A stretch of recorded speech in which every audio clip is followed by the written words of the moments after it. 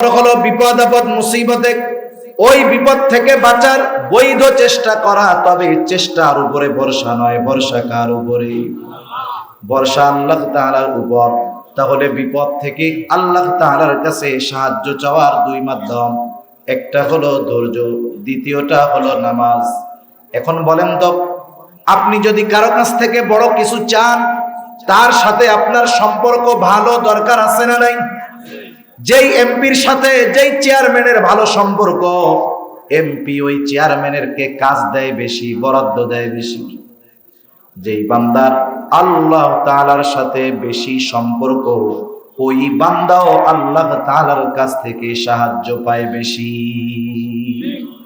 আর বান্দার সাথে আল্লাহ তাআলার সবচাইতে ঘনিষ্ঠ মুহূর্ত হয় নামাজের মাধ্যমে। সুবহানাল্লাহ।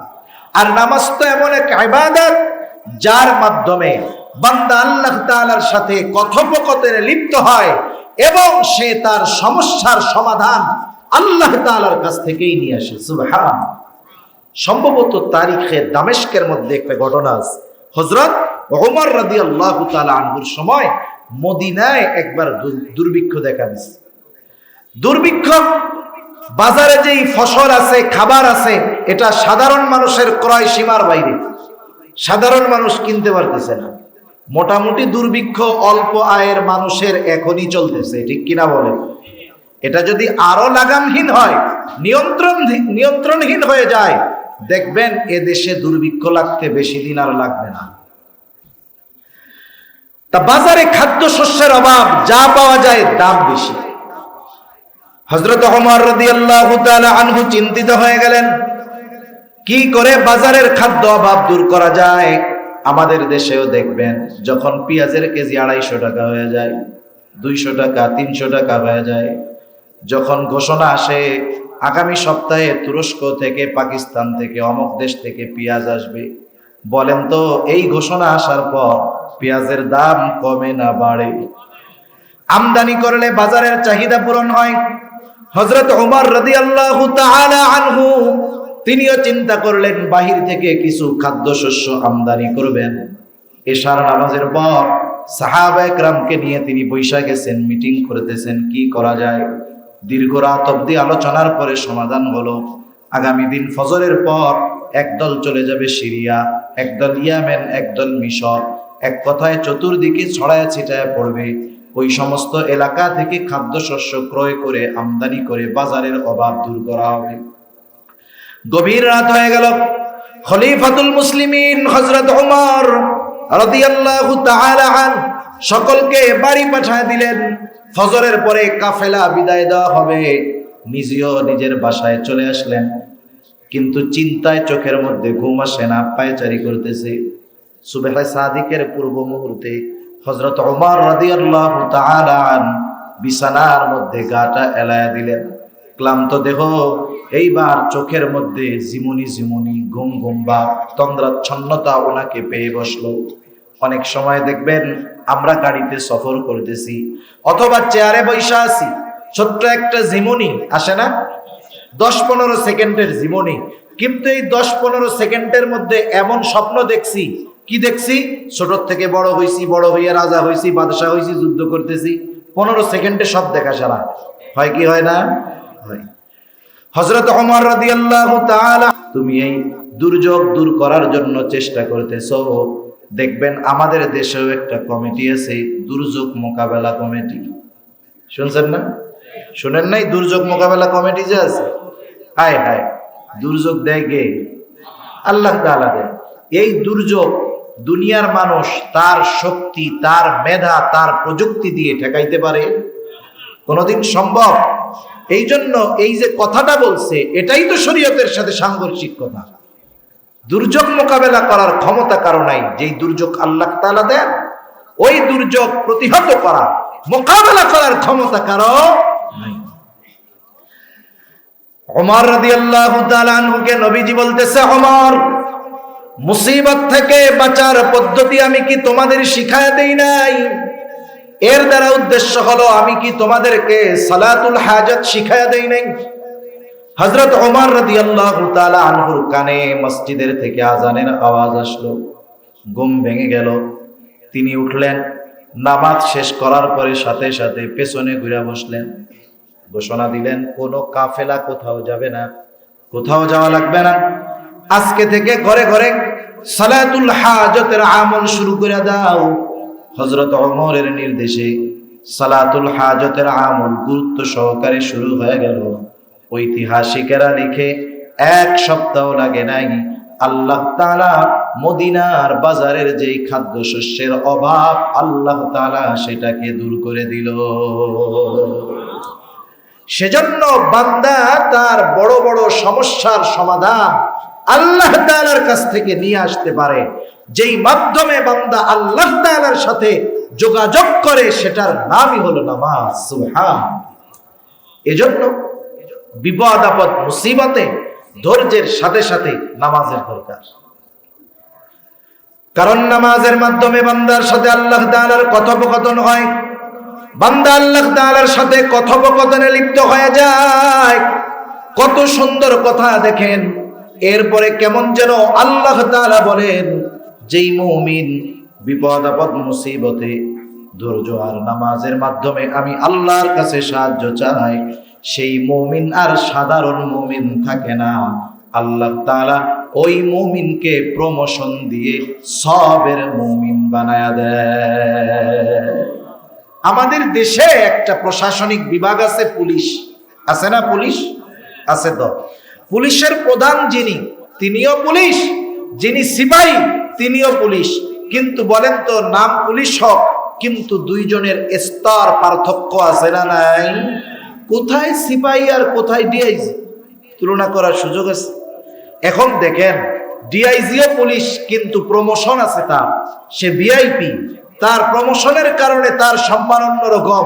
অনুরূপ ভাবে আল্লাহ তাআলা আয়াতের শুরুতে বলতেছেন, হে ঈমানদারেরা, ইস্তাঈনু বিস-সাবরি ওয়াস-সালাহ, হে ঈমানদারেরা তোমরা বিপদ আপদ মুসিবতে আমি আল্লাহ তাআলার কাছে ধৈর্য আর নামাজের মাধ্যমে সাহায্য চাও।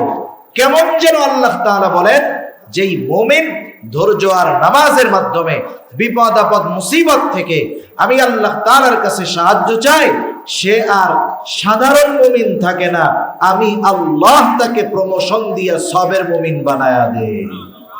আর সবের মুমিন যে, আল্লাহ তাআলা তার ব্যাপারে বলেন, ইন্নাল্লাহা মা'আস সাবিরিন, যে ধৈর্যশীল তার সাথে আছেন কে? এখন কোন যতই বিপদ আপদ মুসিবত আসুক না কেন, আল্লাহ তাআলা যদি সাথে থাকে, কোনো ভয় আছে? কোনো চিন্তা আছে? নাই।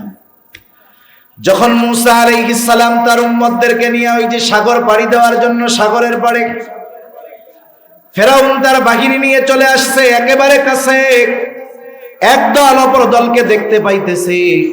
ফেরাউন চিন্তা করতেছে, আজকে মূসা আর তার বাহিনী, তার দল বনি ইসরাইলদেরকে সমূলে শেষ করে দিল। হয়তো আমাদের অস্ত্রের আঘাতে মরবে, না হয় সে তারা সমুদ্রের মধ্যে পইড়া মরবে। আজকে ওরা আমাদের হাতে শেষ। মূসা আলাইহিস সালামের সাথীরা বনি ইসরাইলরা চিন্তা করে, আমাদের আজকে আর বাঁচার উপায় নাই, আমরাও আজকে শেষ। হযরত মূসা আলাইহিস সালামকে তারা বলতেছে, ক্বালা আসহাবু মূসা ইন্না লামুদরাকুন, মূসা আমরা ধরা পড়ে গেছি, আমাদের বাঁচার আর কোনো উপায় নাই।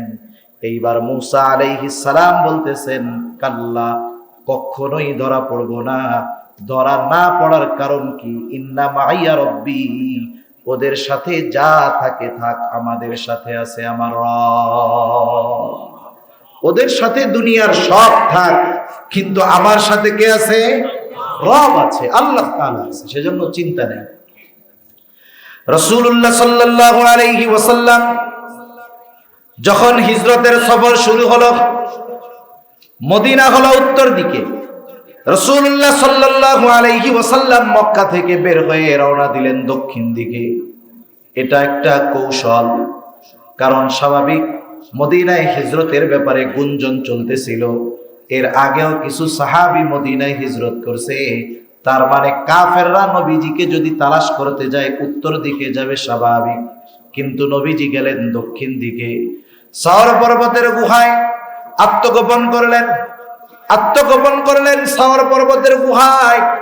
কাফেররা পদচিহ্ন দেখে দেখে দেখে দেখে একটা সময় একেবারে গর্তের গোড়ায় চলে আসলো। অবস্থা কেমন? আবু বকর সিদ্দিক রাদিয়াল্লাহু তাআলা আনহু বলেন, কাফেরদের সব কথা আমি শুনতেছিলাম, কে কথা বলে তাকে চিনতেছিলাম। আমাদেরকে পাওয়ার জন্য বেশি দূরে যাওয়া লাগবে না, ওরা যদি শুধু ওদের পায়ের দিকে তাকায় আমাকে আর নবীজিকে তারা দেখে ফেলবে। এত কাছে চলে আসছে। এই অবস্থায় আবু বকর সিদ্দিক রাদিয়াল্লাহু তাআলা আনহু প্রচন্ড রকমের চিন্তিত ভীত হয়ে গেছে। আবু বকর নিজের জন্য চিন্তিত নয়, কারণ আবু বকর তো জিলাপি খাওয়া আশিকে রাসূল না। আবু বকর তো এমন আশিকে রাসূল, আবু বকরকে যদি 100 বারও জীবন দেওয়া হতো আর বলা হতো এই 100 জীবন 100 বার নবীর জন্য কোরবান করবা, আবু বকর 100 জীবন 100 বার নবীর জন্য কোরবান করতে তৈরি। ঠিক কিনা বলেন? আবু বকর সিদ্দিক রাদিয়াল্লাহু তাআলা আনহুর চেহারার মধ্যে চিন্তার ছাপ নবীজি বুঝতে পারলেন যে আবু বকর প্রচন্ড রকমের ভয় পাচ্ছে, যে তারা তো অনেক, আমরা মাত্র 2 জন। নবীজি তখন কি বললেন? ও আবু বকর, যে কথা তিনি বলছেন আল্লাহ তাআলা কোরআনুল কারীমের মধ্যে বলেন, আবু বকর লা তাহজান ইন্নাল্লাহা মাআনা। আবু বকর তুমি কোনো চিন্তা করো না, ভীত হইও না।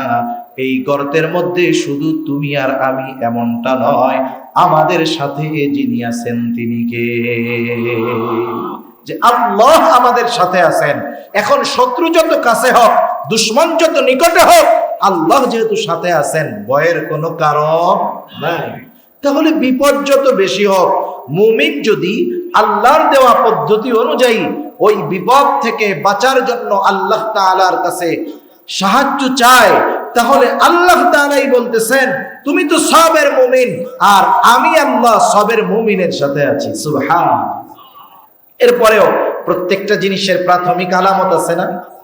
বিষয় হলো, শুনেন, পরীক্ষা আল্লাহ তাআলা নেন, ওই পদ্ধতিতে যদি আল্লাহ তাআলার কাছে সাহায্য চাওয়া হয়, বিপদ যাক আর না যাক, বাঁচুক আর না বাঁচুক, বলেন তো পরীক্ষায় পাস না ফেল? পাস। মনে করেন অসুস্থ হয়েছে, আল্লাহ তাআলার কাছে সাহায্য চাইছে, ওই পদ্ধতি অবলম্বন করে অসুস্থতা যায় নাই, অসুস্থতায় মারা গেছে, মারা যায় যাক, কিন্তু সে পরীক্ষায় পাস। আল্লাহ রাব্বুল আলামিন বলেন, হাবিব যারা পরীক্ষায় পাস বাশশিরিস সাবিরিন। আল্লাহ তাআলা বলতেছে আপনি ধৈর্যশীল যারা, এদেরকে সুসংবাদ জানায় দেন। আর ধৈর্যশীল কারা? ওই 2 পদ্ধতি অবলম্বন করে আল্লাহ তাআলার কাছে বিপদে সাহায্য চায় যারা, আল্লাহ তাআলা বলেন ওই সবের মুমিনদেরকে আপনি সুসংবাদ জানায় দেন। কিসের সুসংবাদ? তাদেরকে আপনি জান্নাতের সুসংবাদ জানায় দেন। প্রত্যেকটা জিনিসের প্রাথমিক আলামত আছে। যেমন মনে করেন, যার সাথে যার সম্পর্ক সবচাইতে বেশি, বিপদের সময় তার কথা আগে মনে পড়ে বেশি। আপনাদের এলাকায় তো কাদার রাস্তা কিছু আছে, কিছু কাঁচা রাস্তা আছে না? বৃষ্টির দিন যখন রাস্তা কাদা হয়ে যায়, কিছু মানুষ ওই রাস্তায় চলতে গিয়া পড়ে যায় না? পড়ে যায়। পড়ে গিয়ে কি বলে বলেন তো? কেউ বলে ওরে, কেউ বলে ও মা, কেউ বলে ওরে বাবা, কেউ বলে ও আল্লাহ। আবার উল্টা পাল্টা বলা লোকও আছে না? নাই? আছে। যেমন দেখেন, ছোট বাচ্চা 3 বছর 2 বছর 1 বছর 1.5 বছর বয়স, ছোট বাচ্চাকে মাও ভালোবাসে, তার বাপও তো ভালোবাসে নাকি? এখন ওই বাচ্চারে কোলে নিয়া, 1.5 বছরের বাচ্চা বা 1-1.5 বছরের বাচ্চারে কোলে নিয়ে আব্বা একটু বাড়ির বাইরে গেছে। এখন বাচ্চা অনেক মানুষজন দেখে ভয় পেয়ে গেছে। ভয় পাইলে বাচ্চা কি করবে? কান্না করবে না? বলেন তো, পোলাপান ছোট বাচ্চা যখন কান্না করে ডাকে কারে? মা মা মা করে কান্না করে। বাপের কোলে থাকলেও মা কয়ে কান্না শুরু করে। মার কোলেও যদি থাকে, কষ্ট পাইলে কারে ডাকে? এমন না যে মার কোলে থাকলে আব্বারে ডাকে, আব্বার কোলে থাকলে মারে ডাকে। বিষয়টা কিন্তু এমন না। আল্লাহ তাআলা ছোট বাচ্চাদের অন্তরে মার সাথে এমন ভাবে পরিচয় করায় দিছে যে ওই বাচ্চার পায়খানা আসুক, প্রস্রাব আসুক, খিদা লাগুক, কষ্ট হোক, ও ডাকি শুরু করে মা দিয়া। কান্নার শুরুতেই বলে মা। তার মানে যেই বান্দার আল্লাহ তাআলার সাথে সম্পর্ক গভীর, ও যখনই বিপদে পড়ে দুনিয়ার কাউকে ডাকার আগে ডাকে কাকে? এটা সবের মুমিনের আলামত। এজন্য আল্লাহ তাআলা বলেন ধৈর্যশীল মুমিন কারা? আল্লাহ তাআলা বলেন আল্লাযীনা ইযা আসাবাতুহুম মুসিবাতুন ক্বালু ইন্না লিল্লাহি ওয়া ইন্না ইলাইহি রাজিউন। আল্লাহ রাব্বুল আলামিন বলেন ধৈর্যশীল মুমিন হলো তারা, আপনি ওই সমস্ত ধৈর্যশীল মুমিনদেরকে জান্নাতের সুসংবাদ দিয়ে দেন। তাদের উপরে যখন কোনো বিপদ আপদ বালা মুসিবত আসে, তারা যখন কোনো বিপদ আপদে পতিত হয়, তারা দুনিয়ার কাউকে ডাকে না, বিপদ আপদ মুসিবতের সাথে সাথে তারা বলে ইন্না লিল্লাহি ওয়া ইন্না ইলাইহি রাজিউন। তারাই দোয়া পড়ে। আপনাদের তো কুমিল্লা হলো উলামায়ে কেরামের খনি। কুমিল্লা জেলা ঢাকা শহরে বা দেশে শীর্ষস্থানীয় অধিকাংশ উলামায়ে কেরাম এই কুমিল্লা জেলা। আবার ঢাকা শহরের প্রসিদ্ধ প্রসিদ্ধ দ্বীনি বৃহৎ এদারাগুলোর পরিচালনার দায়িত্বে আপনাদের বড়ুরার সন্তানেরা। আলহামদুলিল্লাহ বলেন। আপনাদেরকে এই কথা তো আর বোঝানো লাগবে না। এক জায়গায় গিয়ে জিজ্ঞাসা করছি ইন্না লিল্লাহি ওয়া ইন্না ইলাইহি রাজিউন কিসের দোয়া? কয় হুজুর মানুষ মরার দোয়া। কিসের দোয়া? মানুষ মরার দোয়া। ওরা মনে করে মানুষ মরলেই মনে হয় এটা পড়তে হয়। কত জায়গায় এমন হয় যে একজনের একটা জুতা হারায় গেছে মসজিদ থেকে, সে পড়ছে ইন্না লিল্লাহ, দেখা যাবে পাশের থেকে একজন বলতেছে চাচা মরলো কেনা, না জানার কারণে। এখনো আমাদের দেশের প্রত্যন্ত অঞ্চলে এমন এমন জায়গা আছে, হায় হায় অবস্থা কি! দিন সম্পর্কে একেবারে অদ্ভুত অকল্পনীয় বিষয়। তাহলে ইন্না লিল্লাহি ওয়া ইন্না ইলাইহি রাজিউন, বিপদ আপদ মুসিবতে পড়তে হয় শিখাই দিলেন কে? এই আয়াতের তাফসিরে একটা হাদিস আসছে, মুসলিমের মধ্যে আসছে হাদিসটা। উম্মে সালামা রাদিয়াল্লাহু তাআলা আনহা থেকে বর্ণিত হাদিস। উম্মে সালামা রাসূলুল্লাহ সাল্লাল্লাহু আলাইহি ওয়াসাল্লামের সহধর্মিণীদের মধ্যে একজন। রাসূলুল্লাহ সাল্লাল্লাহু আলাইহি ওয়াসাল্লামের সাথে বিবাহের পূর্বে ওনার স্বামী ছিল আবু সালামা। আবু সালামা ছিলেন প্রথম দিকে হিজরত করনেওয়ালাদের মধ্যে একজন। উম্মে সালামাও আবু সালামার সাথে মদিনায় হিজরত করেছে। তাদের একটা সন্তান ছিল। আর কেউ তাদের আপনজন মদিনায় ছিল না। উহুদের যুদ্ধের দামামা বেজে গেল। সকলের সাথে আবু সালামাও যুদ্ধের ময়দানে চলে গেল। দুইটা বর্ণনা পাওয়া যায়। যুদ্ধের ময়দানে আবু সালামা শাহাদাত বরণ করলো, আর একটা হলো প্রচন্ড রকমের আহত হলো। উম্মে সালামা বলেন আবু সালামা প্রতিদিন কাজ শেষে নবীজির কাছে গিয়ে বসতেন, যা শিখতেন বাসায় আইসা আমাদেরকে শিখায়া দিতেন। এটা হলো সাহাবায়ে কেরামের একটা সুন্নাত। সেজন্য জুমার দিন মসজিদের মধ্যে খতিব সাহেবেরা অনেক গুরুত্বপূর্ণ কথা বলেন। ওই সময় দেখা যাবে ঘরের মহিলারা আমাদের জন্য রান্না করতেছে। আমাদের উচিত ওই গুরুত্বপূর্ণ কথাগুলো স্মরণ রেখে বাসায় আমাদের বাসার মানুষদের কাছে কথাগুলো পৌঁছায়া দেওয়া। এটা সাহাবায়ে কেরামের একটা সুন্নাত। কিন্তু আমরা এর বিপরীত কিন্তু করে বসি। এর বিপরীত কেমনে হইতে পারে? মনে করেন স্বামী স্ত্রীর হক নিয়ে খতিব সাহেব আলোচনা করছে। খতিব সাহেব বলছেন যে শুনেন, স্ত্রীদের সাথে সদাচরণ করবেন। রাসূলুল্লাহ সাল্লাল্লাহু আলাইহি ওয়াসাল্লাম স্ত্রীদের সাথে সদাচরণ করেছেন, তাদের সাথে সব সময় ভালো ব্যবহার করছেন, তাদেরকে ধমক দেন নাই, বা আলোচনা শুনছেন। তা ওয়াজ শুনে আসছে যে বাসায় গিয়ে সহধর্মিণী স্ত্রীর সাথে খারাপ ব্যবহার করা যাবে না। ওয়াজ শোনাবে কি? নিজে যাইয়াই তো ওয়াজের ব্যতিক্রম আমল করে। এখন মনে করেন রান্না করছে জুমার দিন, শুক্রবার বাসায় আছে, সুন্দর মতো মুরগির গোশত গরুর গোশত রান্না করছে, কিন্তু ভুলে লবণ দিতে মনে নেই। মশলা যতই দেওয়া হোক লবণ না দিলে স্বাদ হবে? এখন আপনি খাইতে বসছেন বা আমরা খাইতে বসছি, পাশে তো লবণের বাটিও আছে। লবণ যদি না হয়, কথা বললে কি তরকারিতে লবণ হয়ে যাবে? নাকি লবণ দিলে চাহিদা পূরণ হয়ে যাবে? এখন কথা না বইলা, একটু আগে কিন্তু জুমায় শুনে আসছে যে খারাপ ব্যবহার করা যাবে না, তার প্রশংসা করতে হবে। রান্না বান্না যা হোক প্রশংসা করতে হবে। এখন কি করলাম? ওয়াজ শুনে আসছি এইটা, এখন লবণ হয় নাই, লবণ সামনে আছে দেখতেছি, লবণ না নিয়ে ধমক দিই, কি রান্না করছে? এতক্ষণ ধরে নামাজ কালাম করে আসলাম, এখন তরকারি মুখে দেওয়া যাইতেছে। বলেন তো মহিলা তো কষ্ট করে রান্না করছে, তাই না?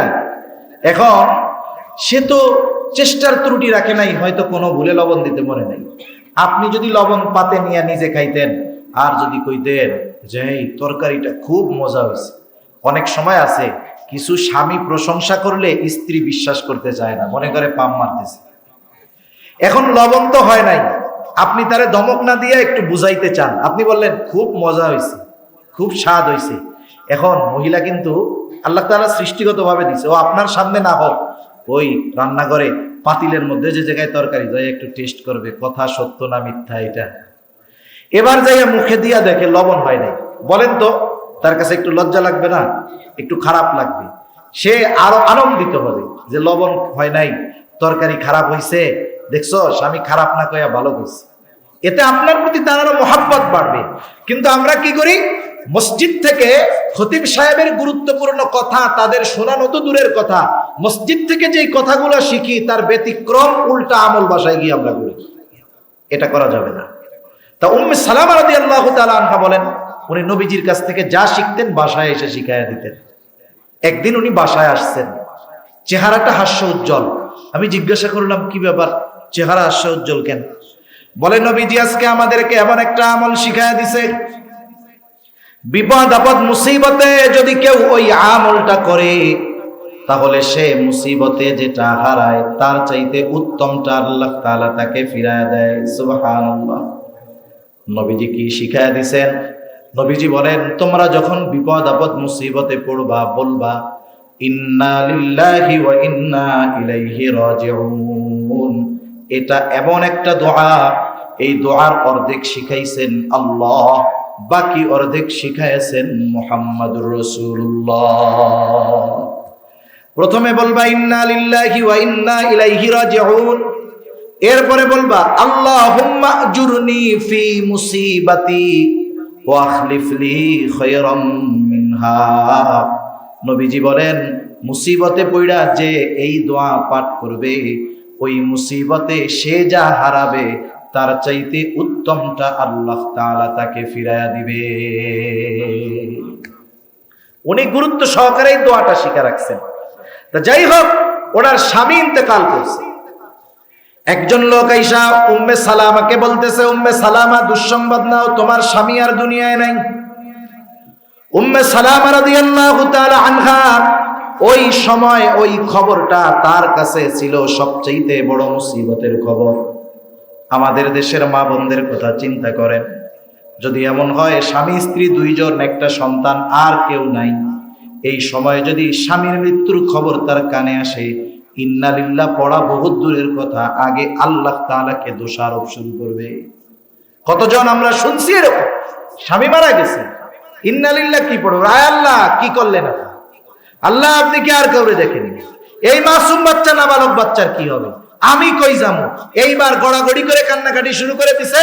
আশেপাশের লোক আইসা তারই তো বাঁচানো অবস্থা খারাপ।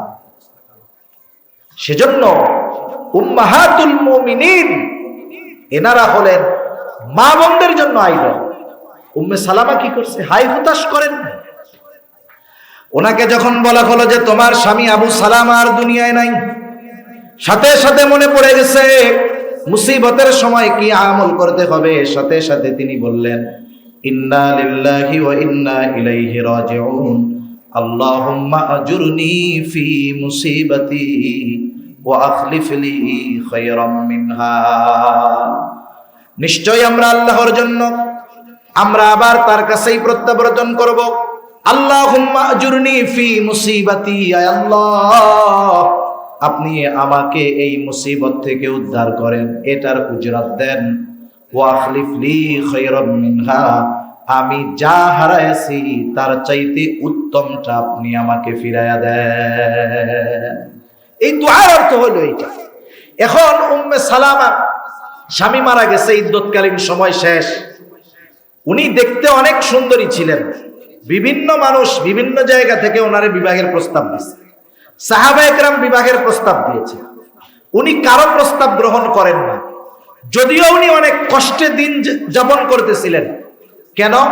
উনি বলেন যারা প্রস্তাব দিয়েছে তারা সকলেই ভালো, কিন্তু তাদের কাউকে আমার আবু সালামার চাইতে বেশি ভালো মনে হয় নাই। আবু সালামার চাইতে বেশি ভালো মনে হয় নাই, এজন্য কষ্ট হচ্ছে ঠিক, প্রস্তাবে রাজি হই না। উম্মে সালামার এই কষ্টের কথা আস্তে আস্তে নবীজির কানে পৌঁছায় গেল। নবীজি সাল্লাল্লাহু আলাইহি ওয়াসাল্লাম বিবাহের প্রস্তাব পাঠায়া দিলেন। উম্মে সালামা নবীজির বিবাহের প্রস্তাব পাওয়ার সাথে সাথে হ্যাঁ বইলা দেন নাই। লাজুকতা, এটা হলো নারীদের বড় এক সম্পদ। কিন্তু আফসোস, এমন এক জামানা আমাদের সামনে চলতেছে, হয়তো বা আসতেছে, যেই জামানায় এই লজ্জা নামক নেয়ামতটা অধিকাংশ নারীদের থেকে দূর হয়ে গেছে। যার কারণে রাস্তাঘাট, মার্কেট, দোকানপাট সব জায়গায় নারীদের পদাচারণা বেশি, ঠিক না? মাঝে মধ্যে রোজার সময় খবরে কি আসে জানেন? লেখে, হায় রে, পুরুষেরাও এখন মার্কেটে। কেন লেখছে? মহিলা এত পরিমাণ মার্কেটে যায় যে পুরুষ তো যায় না, এই জন্য কয়েকজন পুরুষ মার্কেটে গেছে, তাদের দিয়ে শিরোনাম বানাইছে যে পুরুষরাও এখন মার্কেটে। তাহলে চিন্তা করেন অবস্থাটা কোথায়। উম্মে সালামা রাদিয়াল্লাহু তাআলা আনহা সাথে সাথে হ্যাঁ বলেন নাই। তিনি ওই যিনি প্রস্তাব নিয়ে আসছে তাকে বলতেছে, আমার তো কিছু কথা আছে। কি কথা? এক নাম্বার কথা, আমার বড় রাগ অথবা লজ্জা। হয়তো আমার এই রাগ অথবা লজ্জাটা নবীজির জন্য কষ্টের কারণ হয়ে যেতে পারে। 2 নাম্বার, বয়স তো কম হয় নাই। 3 নাম্বার, আমার একটা সন্তান আছে। নবীজির কাছে গিয়ে যখন বলা হলো, নবীজি বললেন, আল্লাহ তাআলা তার রাগ অথবা ওই লজ্জাটাকে স্বাভাবিক করে দিবে। বয়স তো আমারও কম হয় নাই, এরপরে তার সন্তান নিয়ে কোনো চিন্তা নাই, তার সন্তান তো কেমন যেন আমারও সন্তান। এইবার উম্মে সালামার সাথে, নবীজির সাথে উম্মে সালামার বিবাহ হয়ে গেল। উম্মে সালামা রাদিয়াল্লাহু তাআলা আনহা বলেন, আমার স্বামী আবু সালামার মৃত্যুটা ছিল আমার জন্য সবচাইতে বড় মুসিবত। আমি আল্লাহ তাআলার নবীজির শিখায়া দেওয়া ওই দোয়াটার উপরে আমল করেছিলাম। আমার দৃঢ় বিশ্বাস ছিল, আমি আমার স্বামী আবু সালামাকে হারাইলাম ঠিক, কিন্তু আল্লাহ তাআলা এর চাইতে উত্তম কিছু আমাকে ফিরায় দিবেন। কিন্তু আমাকে যে স্বামী হিসাবে আবু সালামাকে হারাইলাম, আর আমার স্বামী যে মুহাম্মাদুর রাসূলুল্লাহ সাল্লাল্লাহু আলাইহি ওয়াসাল্লাম হবে, এটা কখনো আমি কল্পনাও করি না। সেজন্য বিপদ আপদ মুসিবত আল্লাহ তাআলা দেন। বিপদ আপদ মুসিবত থেকে উদ্ধার তিনিই করেন। বিপদ আপদ মুসিবত থেকে বাঁচার রাস্তাও তিনি বলে দিয়েছেন। বিপদ আপদ মুসিবতে এই আমল যদি আমরা করি, আল্লাহর রাসূলের ঘোষণা যে আল্লাহ তাআলা মুসিবতের মাধ্যমে যা হারিয়েছি তার চাইতে উত্তমটা আমাদের ফিরায় দিবেন। সুবহানাল্লাহ। সেজন্য সম্মানিত উপস্থিতি, আলোচনা আর লম্বা করব না। বিপদ আপদ মুসিবত এ হায়াতে আসবেই। ঈমান যেহেতু এনেছি, বিপদ আপদ মুসিবত আসবেই। দেখেন, হঠাৎ করে মুসিবত যদি চলে আসে, প্রস্তুতি নেওয়ার সুযোগ যদি না থাকে, তাহলে ক্ষতির আশঙ্কা বেশি না কম? বেশি। আর আল্লাহ তাআলা দয়া করে আগের থেকে নোটিশ টানায়া দিবেন যে শোনো, ঈমান যেহেতু আনছো, বিপদ আপদ মুসিবত আসতে পারে, আগের থেকে প্রস্তুত থাকো। কি করবা, কি করলে বিপদ থেকে বাঁচবা,